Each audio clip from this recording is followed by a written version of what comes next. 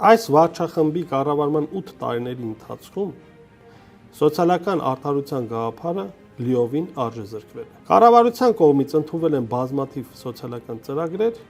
որոնք ըստ էության չեն իրականացվել։ Իրենց կողմից իրականացված սոցիալական քաղաքականությունը հայտնվել է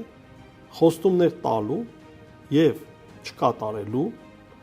դիլեմայի առաջ։ Դիցուք 2021 թվականին կառավարությունը ընդունել է ծրագիր, որով պետք է աղքատությունը կրճատվեր 50%-ով, բայց ելի արդյունքի չեն հասել։ Եվ նույն վարչախմբի ղեկավարը ուղղակի բացահայտ հայտարարում է, որ մենք նախաձեռնել ենք նման ծրագիր, սակայն մենք չենք իրականացրել։ Բայց միևնույն ժամանակ չի նշում, թե ով պետք է կրի պատասխանատվություն այն քաղաքականության, այն բարեփոխումների չիրագործման համար, որի նախաձեռնող հենց իր կառավարությունը։ Նույն աբսուրդ թեզերը սոցիալական եւ իրավական քաղաքականության իմաստով հայտնվել են նրանց նոր ծրագրում, որը հիմք է հանդիսանալու նրանց նախընտրական ծրագրի գալիք համապետական ընտրություններում։ Մասնավորապես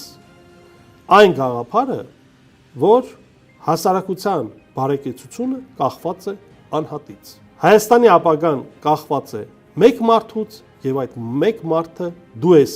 ասում էր Փաշինյանը,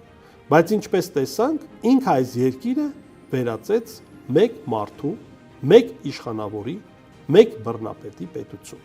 Եվ այդ մեկ մարդը հենց ինքը Նիկոլ Փաշինյանն է։